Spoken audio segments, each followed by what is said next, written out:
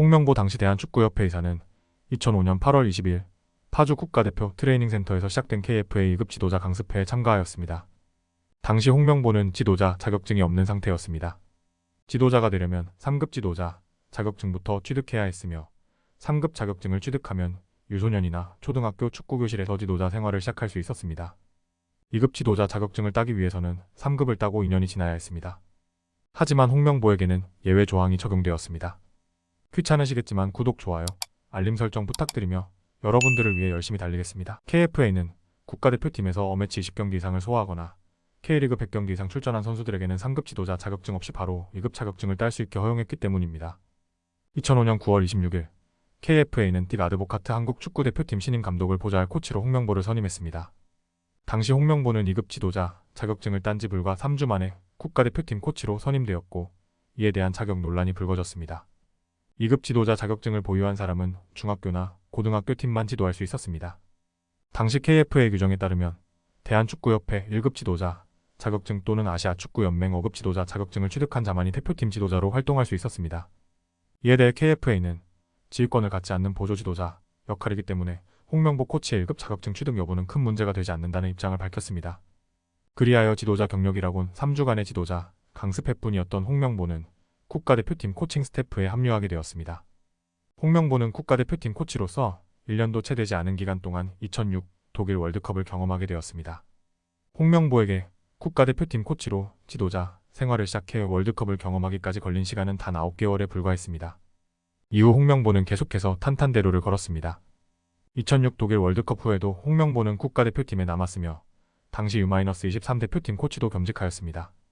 그는 2007 아시안컵과 2008 베이징 올림픽에서도 대표팀 코치로 참여했습니다. 대표팀은 2006 독일 월드컵 16강 진출 실패, 2007 아시안컵 3위 및 음주 파문, 2008 베이징 올림픽 조별리그 탈락 등 여러 번의 실패를 경험했지만 홍명보가 책임을 질 일은 없었습니다. 2008년 베이징 올림픽이 끝난 후 홍명보는 본격적으로 감독 생활을 시작하며 U-20 대표팀을 맡았습니다. 그의 지도 아래 U-20 대표팀은 2009년 U-20 월드컵에서 8강 진출이라는 성과를 이뤄냈고 이 성과를 인정받아 KFA는 그를 U-23 대표팀 사령탑으로 선임했습니다. 그의 임기는 2011 런던 올림픽까지였습니다. 2010년 광저우 아시안게임에서 한국은 준결승전에서 한 수 아래로 평가되던 아랍에미리트의 연장 접전 끝에 패하며 3위에 머물렀습니다. 당시 아시안게임에서 금메달을 따지 못한 성적은 의미가 크지 않았습니다. KFA는 아시안게임에서 같은 성적을 냈던 박항서 감독을 내쳤던 사례가 있었습니다. 박항서는 2002 부산 아시안게임에서 3위를 기록한 후 자리에서 물러나야 했습니다. 그러나 홍명보는 달랐습니다. KFA는 그에게 여전히 굳건한 신뢰를 보였습니다. 2010년 광저우 아시안게임에서 실패했음에도 홍명보는 2012 런던 올림픽 도전 기회를 잡았고 그 결과 동메달을 목에 걸었습니다. 다음은 월드컵이었습니다. 홍명보는 2014 브라질 월드컵 본선 진출을 확정한 국가대표팀의 지휘봉을 잡게 되었습니다. 그러나 결과는 좋지 않았습니다. 한국은 조별리그 3경기에서 1무 2패를 기록하며 16강 진출에 실패했습니다. 한국이 1998년 프랑스 월드컵 이후 월드컵 본선에서 단 1승도 거두지 못한 것은 2014년 브라질 월드컵이 유일했습니다. 그럼에도 불구하고 KFA는 홍명보를 신임하며 2015년 아시안컵까지 대표팀을 맡아달라고 요청했지만 홍명보는 여론의 반발이 커지자 자진 사퇴하였습니다. 그 후 홍명보는 2015년 12월 17일 중국 슈퍼리그 팀인 항저우 리청저장 리청의 지휘봉을 잡으며 프로 무대에서 처음으로 감독직을 맡게 되었습니다. 그러나 홍명보는 성과를 내지 못했고 항저우는 2016 시즌 슈퍼리그에서 15위를 기록하며 2부 리그로 강등되었습니다. 결국 홍명보는 2017년 5월 25일에 지휘봉을 내려놓았습니다. 이후 KFA는 2017년 11월 홍명보를 행정총괄 책임자인 전무이사로 내정했습니다. 당시 홍명보는 행정 경험이 없었지만 KFA는 그에게 이 역할을 맡겼습니다. 홍명보는 3년간 KFA 전무이사로 재직한 후 울산 현대FC 감독으로 돌아왔습니다.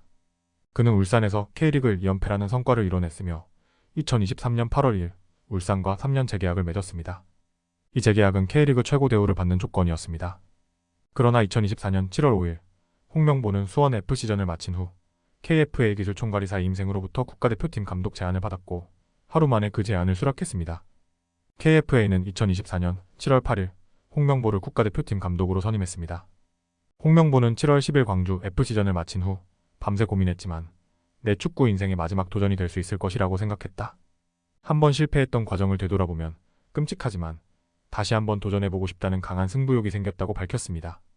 홍명보는 역대 내국인 감독 중 최고 수준의 연봉을 보장받는 것으로 알려져 있으며 외국인 감독과 같은 대우를 받는다고 합니다. 그러나 외국인 감독들과 달리 홍명보는 면접을 치르지 않았습니다.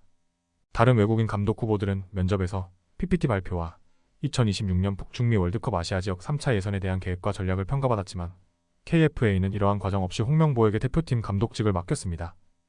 홍명보는 이제는 대한민국 축구밖에 없다며 자신의 선택이 울산보다는 더 좋은 기회를 향한 도전이라고 강조했습니다. 클럽에서는 아무 말도 못하는 김민재가 유독 국대만 오면 논란, 분쟁을 일으키고 팀원, 팬들과 기싸움을 하며 상습적으로 트러블을 만드는 모습을 보이고 있습니다. 정작 온갖 쌍욕에 인종차별하는 현지 언론, 팬 상대로는 한마디도 못하면서 만만한 한국 팬들 앞에서는 왜 응원을 안 하냐며 호통을 치고 의기양양해가며 싸움질을 하기 바쁜 것 같습니다. 김민재는 전형적인 강약 약강의 표본이라고 보면 될 것 같은데요. 사실 벤투나 히딩크 같은 외국 감독이었을 때를 보면 축구는 팀 스포츠고 감독이 원하는 대로 팀을 움직이려면 팀을 장악하는 게 급선무입니다.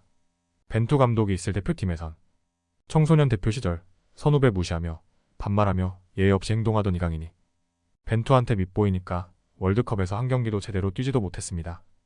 경기지는 한이 있어도 이강인 경기 못 뛰게 했던 벤투였습니다. 예의가 없거나 팀의 분위기를 망치는 선수는 그렇게 조련하는 게 유일한 방법이라고 볼 수 있습니다.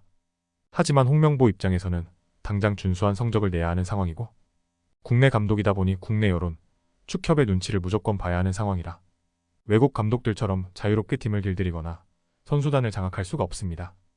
김민재는 얼마나 영악하고 잔머리 잘 돌아가는지 이 불합리한 역학관계를 일찌감치 파악한 것으로 추정되는데요. 첫 경기부터 팬들과 기싸움을 하고 주장 손흥민의 말에 항명이나 하면서 팀 분위기에 치는데 앞장서고 있는 상황이고 어차피 나 없으면 이 팀 안 돌아간다는 마인드로 자기 마음대로 갑질을 하고 있습니다. 이런 선수를 잘 다루는 건 외국 감독밖에 못하는 건데 홍명보가 감독으로 있는 이상 막을 방법은 없다고 보면 될 것 같습니다. 이렇게 팀을 해치고 좀먹고 있는 축구협회나 선수들이 국대의 운명을 좌지우지할바에 차라리 월드컵 예선 탈락하고 깔끔하게 팀 해체 후 리빌딩하는 게 유일한 정답인데요. 과연 홍명보가 김민재 하나 길들이자고 본인 목숨을 걸고 월드컵 예선 탈락을 감행할까요? 절대 그럴 일이 없습니다. 어차피 홍명보가 있는 한 김민재는 지금처럼 맘대로 갑질하며 행동할 것이고 한국 국대는 어정쩡한 현 상태를 유지하여 월드컵 진출은 어찌저찌 할 것입니다. 거기서 한두 경기 이긴 걸로 생색내면 정몽규는 영구 집권하는 거고 홍명보도 명예 회복하는 거고 그때쯤 되면 김민재는 최고참이 되어 있을 때니까 본격적인 자기 세상이 온다고 생각하고 있을 것입니다. 한국 대표팀 수준에서 일반 항공편을 이용한다는 사실이 놀랍습니다.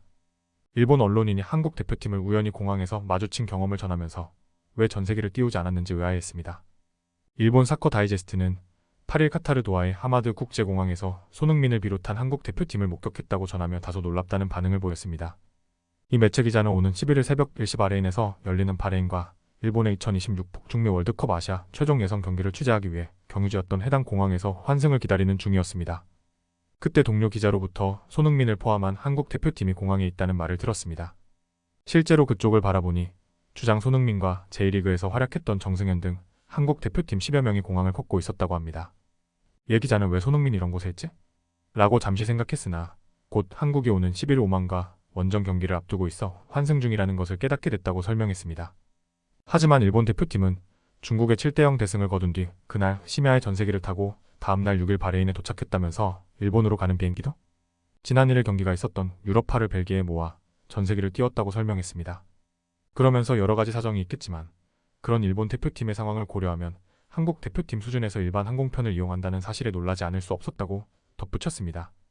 한국 대표팀은 지난 5일 팔레스타인과의 경기 직후 외박을 실시했고 다음날 오후 11시 인천공항에 모여 7일 오전 1시에 출국했습니다. 도하를 경유한 비행기는 오전 11시 30분경 오만의 수도 무스카트에 도착했습니다. 이 매체는 세계적인 지명도를 자랑하는 손흥민이지만 특별히 주변 사람들이 알아채지 못하는 것 같았다고 설명을 덧붙이기도 했습니다. 한편 대한축구협회는 오는 10월 열리는 요르단 원정 경기에는 전세기를 띄울 예정입니다. 요르단 암만에서 열릴 예정인 경기에 축구협회, 파트너사 관계자, 취재진, 응원단이 몸을 싣게 됩니다. 단, 대표팀은 출국 시에는 별도 항공편을 이용하고 귀국 때만 전세기를 탈 예정입니다. 홍명보 감독이 이끄는 대한민국 축구팀이 팔레스타인과 충격적인 무승부를 기록한 후 오만과 3차 예선 2차전 원정 경기를 앞두고 오만 쿠스카트에 도착해 첫 훈련을 했습니다. 시청해주셔서 감사합니다. 구독과 좋아요, 알림 설정은 제작에 큰 힘이 됩니다.